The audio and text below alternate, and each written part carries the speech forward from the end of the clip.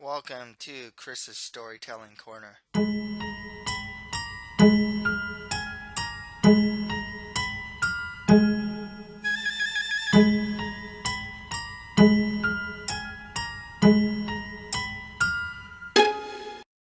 This is Christopher Moldong. Today I'm going to do a manga review of Dawn of the Arcana volumes 1 to 3.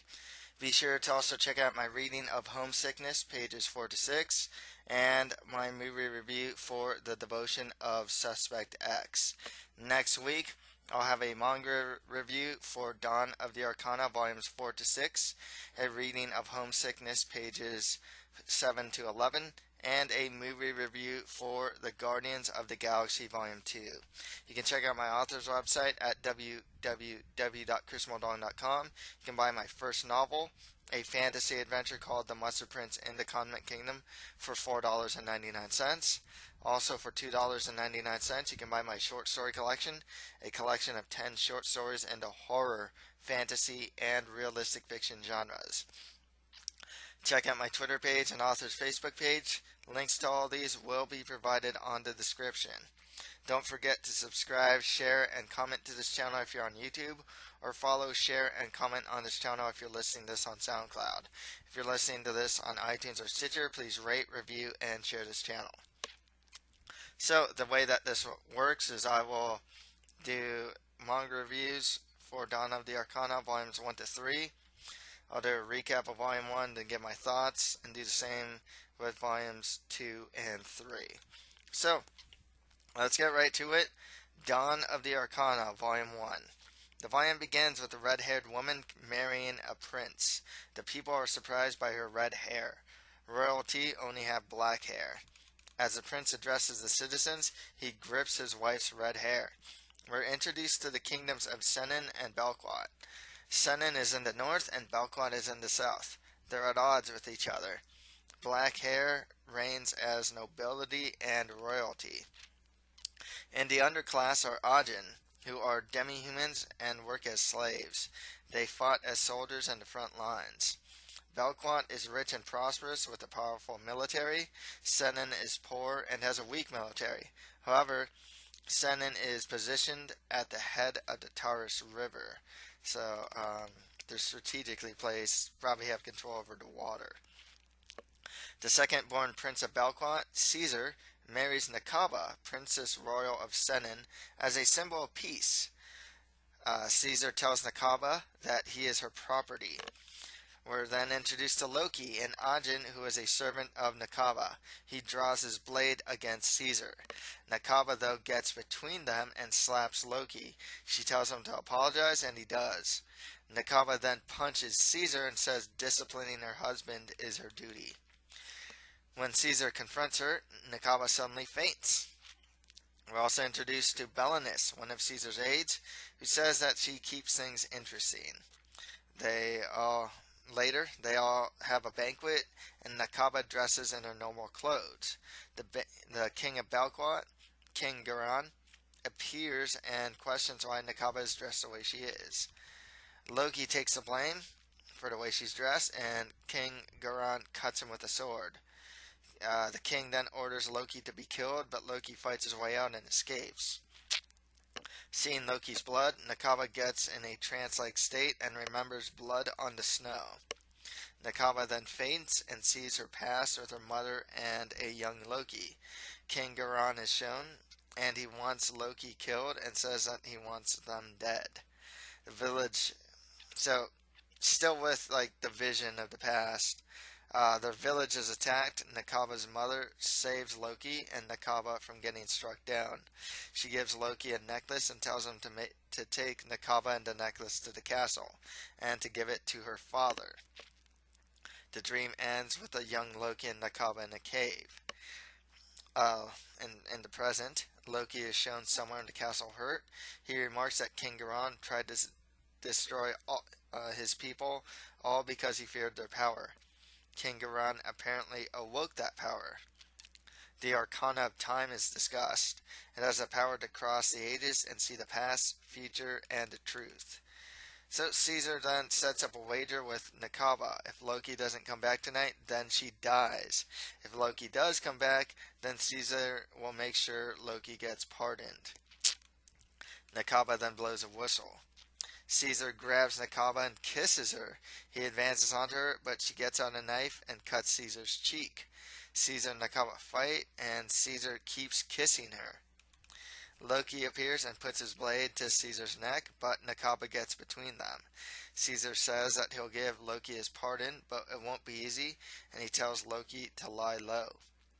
Belenus then tends to Loki in Caesar's bed, and Caesar walks out of the room. Caesar runs into Louise in the hallway. She runs and holds on to him. Caesar tells her that she's his brother's fiancée now. Caesar tells her that he has no plans for the throne and does not want to quarrel with his brother. Caesar's mother appears and says that he should want the throne. So later, Caesar tells Nakaba about a joust. The winner is to get a kiss from Nakaba and a prize from the king. Caesar sees his brother Cain. He provokes him by talking about Louise. It's kind of implied that Caesar had a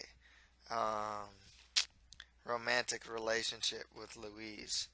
So at the joust, Nakaba has a vision of Caesar getting stabbed in the back with a spear. Caesar and Cain joust, and Caesar wins. Caesar then calls for a challenger, and Loki appears on horseback and challenges him. The king asks what Loki wants. He says that he wants to be pardoned for his crimes if he defeats Caesar, and he does defeat Caesar. A backstory is shown detailing why Caesar hates the Augin. They're better than him where Caesar fails.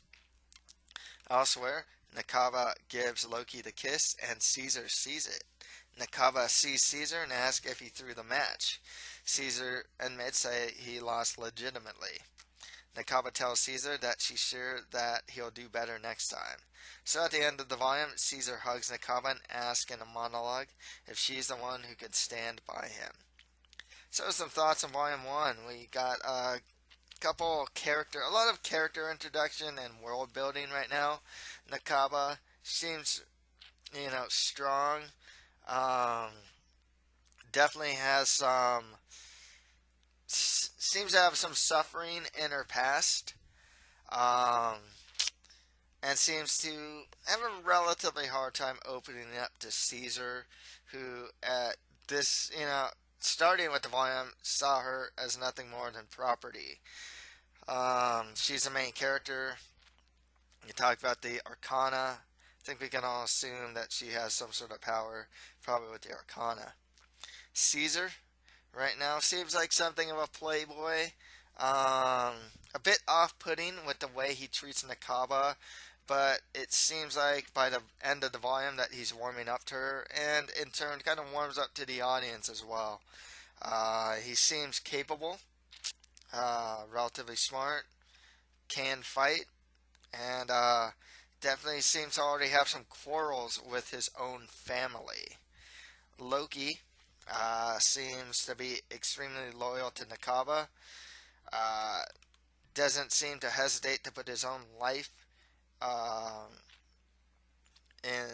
to defend Nakaba. He's also shown to be very strong, extremely capable, and has a very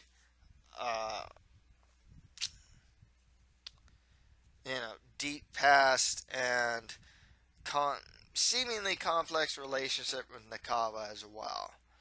So you also see King Garan. Right now, the guy just seems kind of like a tyrant.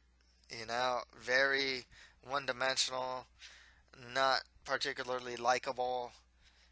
Seems to have been the reason why, Loki and his, people, and Loki's, mother, or Nakaba's mother. It's Nakaba's mother, right?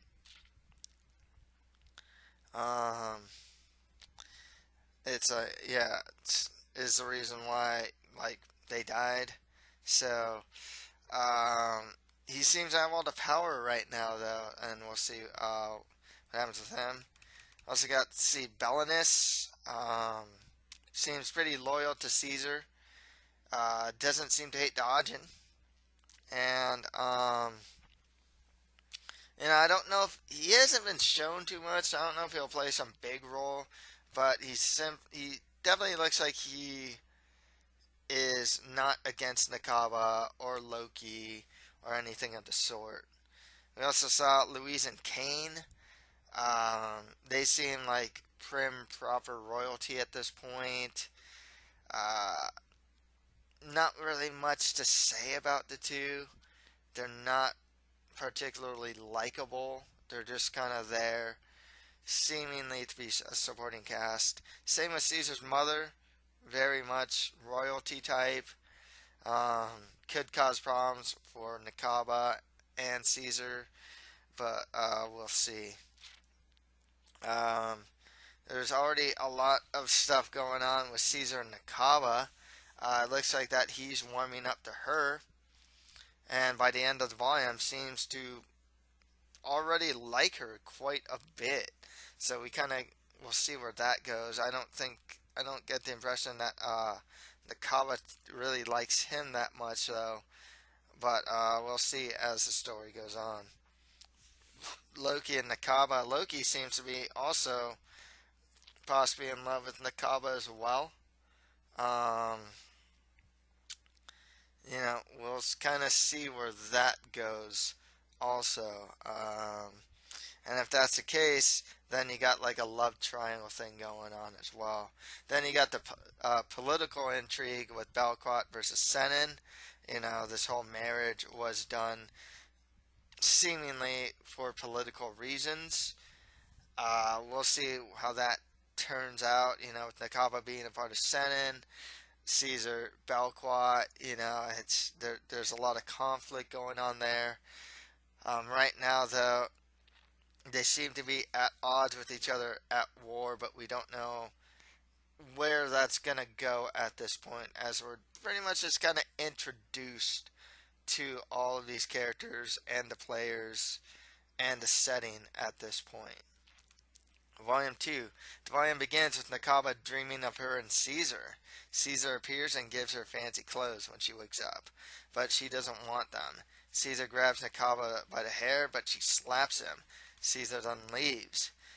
King Garan is told that Nakaba is the illegitimate daughter of the late Princess Stasha. Caesar, in a hooded cloak, goes into the city with Nakaba. Nakaba finds an injured bird, and Caesar allows her to take it with her. Nakaba wonders why Caesar wants to make her happy. Back in the castle, a child Ajin named Rito runs up and hugs Nakaba, who knows him. Rito was one of Nakaba's attendants and was sent from Senan. In a monologue, it's revealed that Rito was to become a giant cog in Fate's wheel. We don't really know what that means yet. We're shown Nakaba's grandfather playing chess and talking with a woman. Nakaba's grandfather senses a stratagem behind the marriage, as Belquat could have defeated Senan. He deduces that whatever it is must require a great deal of time and money.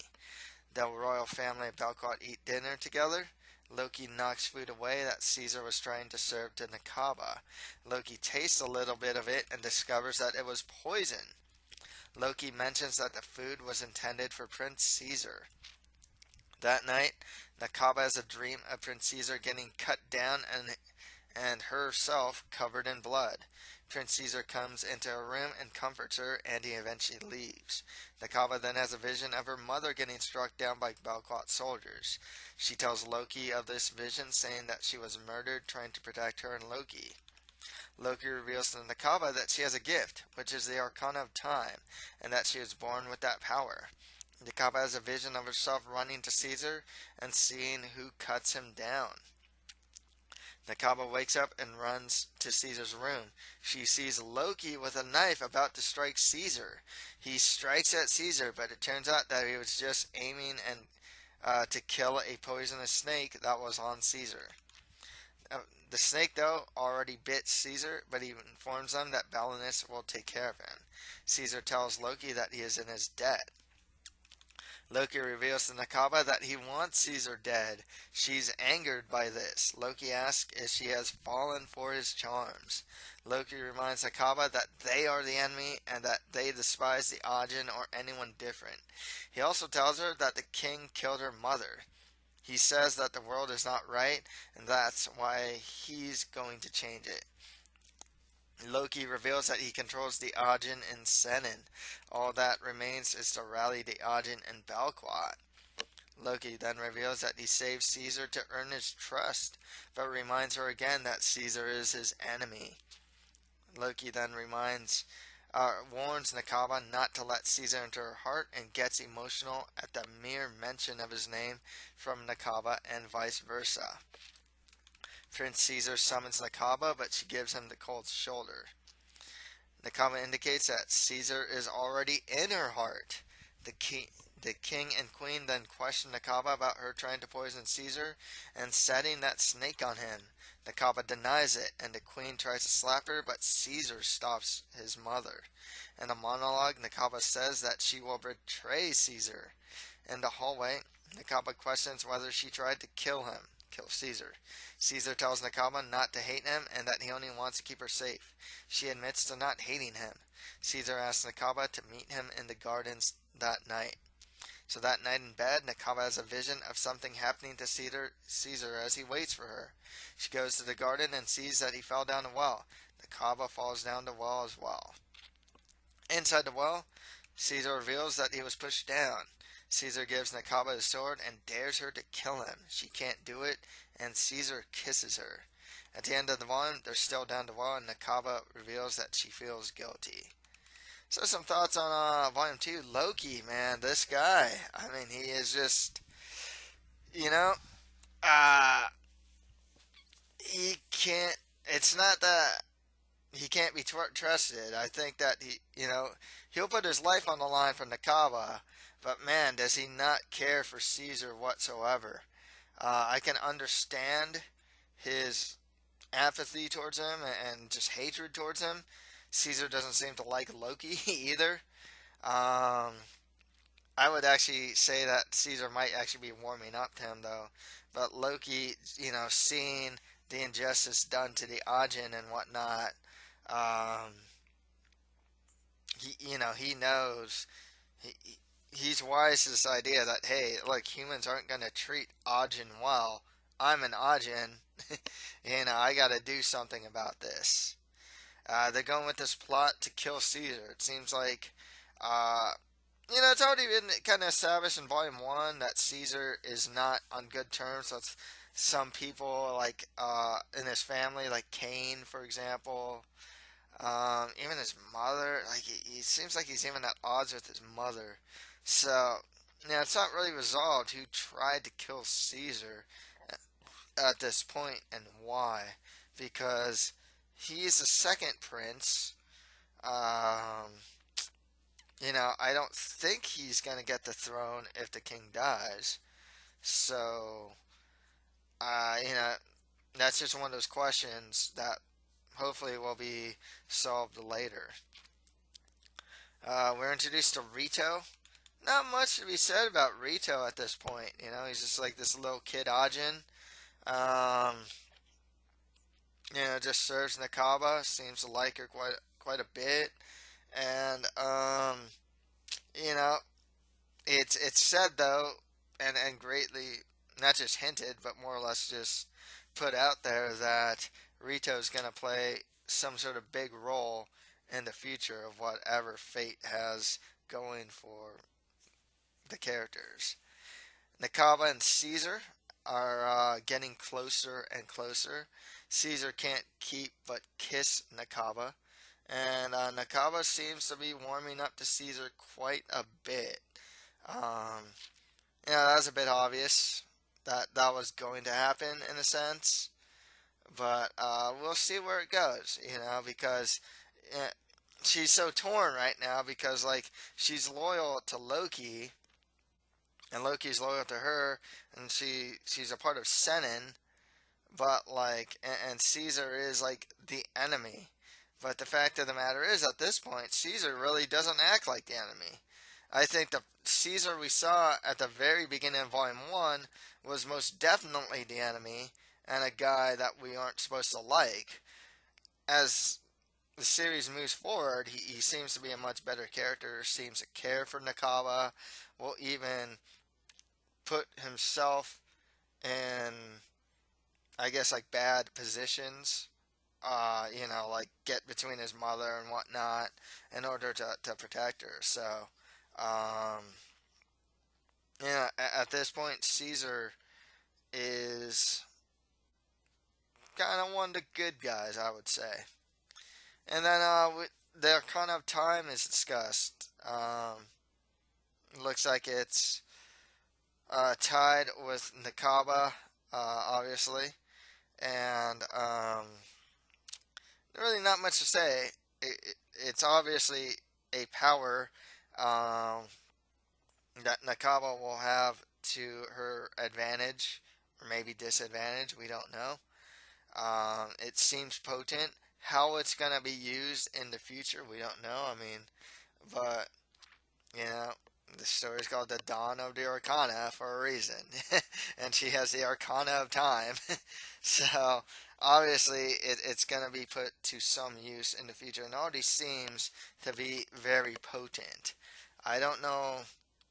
I don't get the impression that Nakaba knows how to use it quite well at this point. So, on to Volume 3. The volume begins with Caesar and Nakaba in the well. Loki finds them and helps them back up.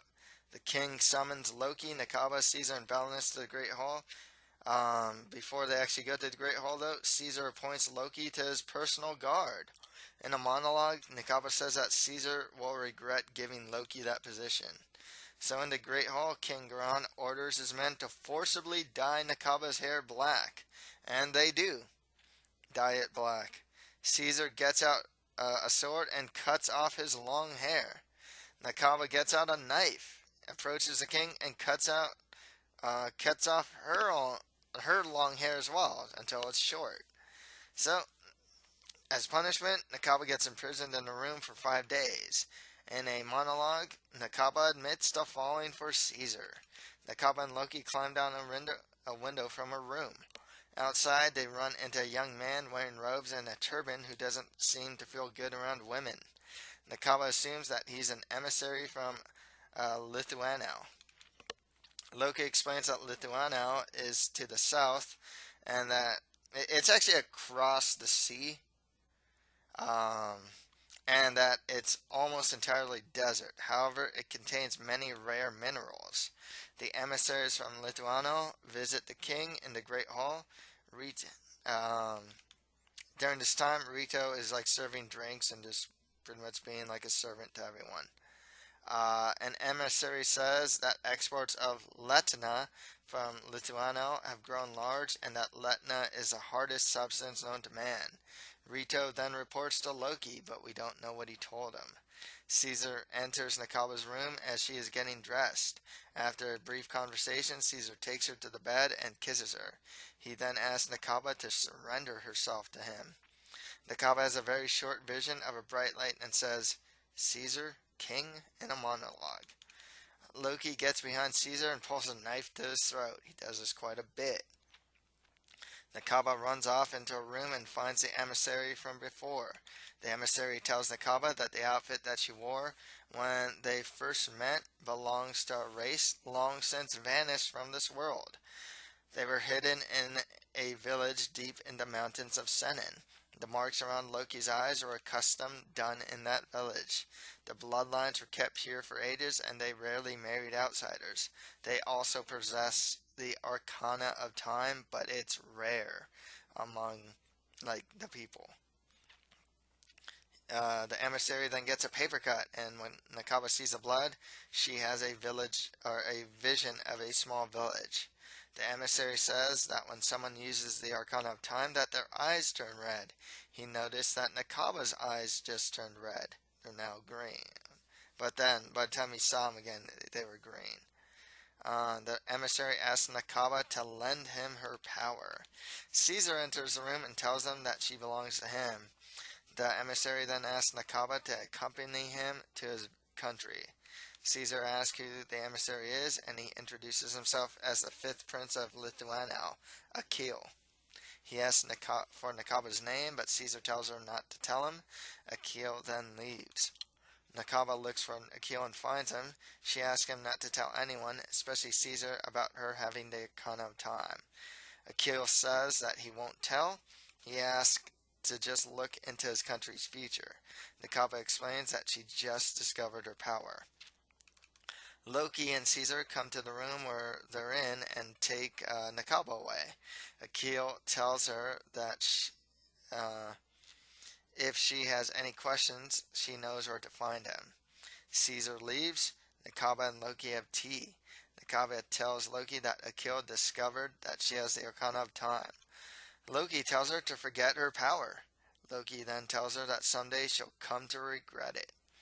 In a monologue, Nakaba says that she and Loki have grown distant. Nakaba runs out of the room and encounters Louise, who criticizes her hair. After a brief discussion, she orders the guards to take Loki and Nakaba to the dungeon.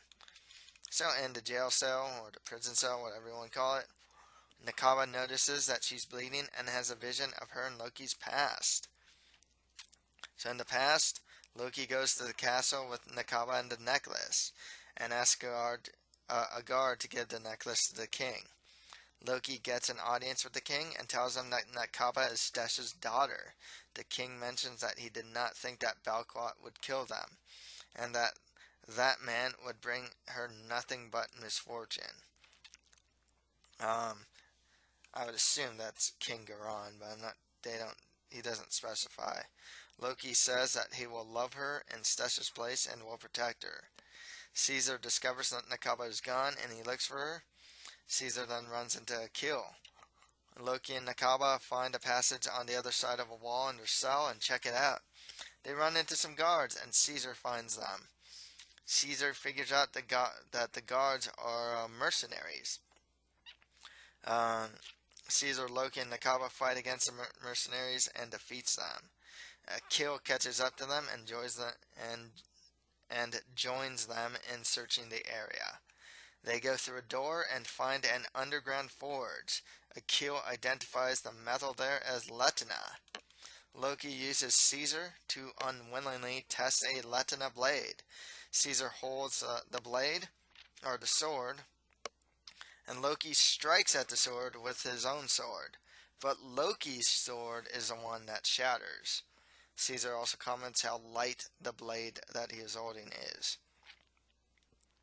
Akil comments that Letina cannot be melted nor forged, but Loki comments that Belquat has somehow found a way to melt and forge Letina. Akil then says that a sword like this can shift the balance of power and that Belquat can conquer the world. Loki tells Nakaba that they will have war between kingdoms, and also between humans and Ajin. Nakaba meets with Caesar late at night. Caesar tells her that his father arranged this marriage to buy time to make those weapons. Nakaba asks for Caesar's help, specifically to help save Loki. He says that if that's what it takes to make her happy, then he'll do it. So at the end of the volume, Nakaba says in the monologue that Caesar is trying to change for her, and that this is a sign that she's been looking for. So some thoughts on volume 3. We're introduced to Akil, funny character, he's there to advance the story. Obviously, I think it's safe to assume that we're gonna see this Lithuano place, and Akil seems to be that bridge to that place. He also has some knowledge about the Arcana of Time. As a character, he's very odd, extremely unthreatening, and honestly, it looks like he already gets along with Nakaba. So I suspect that the way it looks like is they're just going to be friends. I don't see anything romantic going on or anything like that. But it already seems like that they've developed a pretty good friendship. We're seeing a lot more of the Arcana of Time now.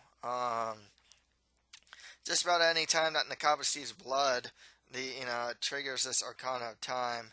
And we're just seeing more and more of the visions and whatnot. Excuse me. Obviously, Akil wants to use that power to see his own country's future. So, already the Arcana of Time is a weapon that other people desire at this point. It's not physically potent in a sense, but it's just the concept and the ability makes it potent in its own way. Loki and Nakaba seem to be at odds with each other. They seem to be drifting apart a bit. Loki still seems extremely loyal to her. Nakaba is definitely going a little more towards Caesar, and I think Loki is really catching on to this, which is strengthening this apparent love triangle that's going on right now. Kind of see what happens with that. Caesar and Nakaba, I mean, it's fully fledged. These two love each other. I mean, that's it.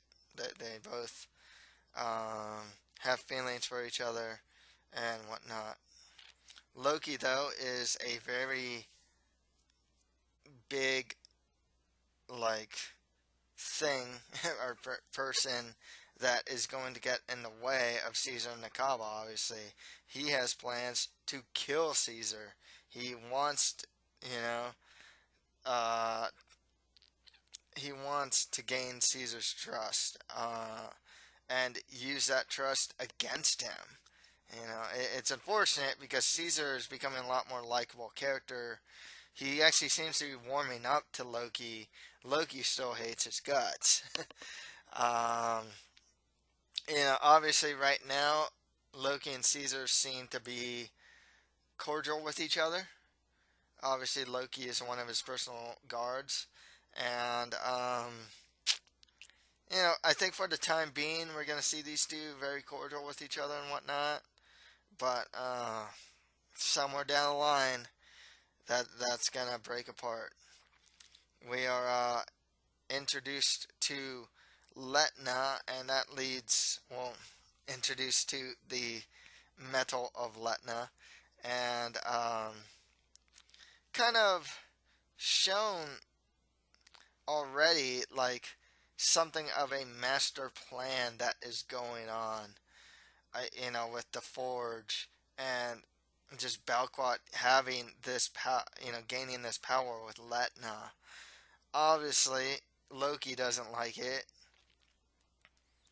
Nakaba doesn't like it because, like, she's still at odds with Belquat. She's from Senan, and if Belquat has all this power, they're just gonna use it with the Letna and whatnot, and these Letna made weapons. Then, her, where she comes from, her kingdom or whatever, is probably gonna fall to Belquat. Um,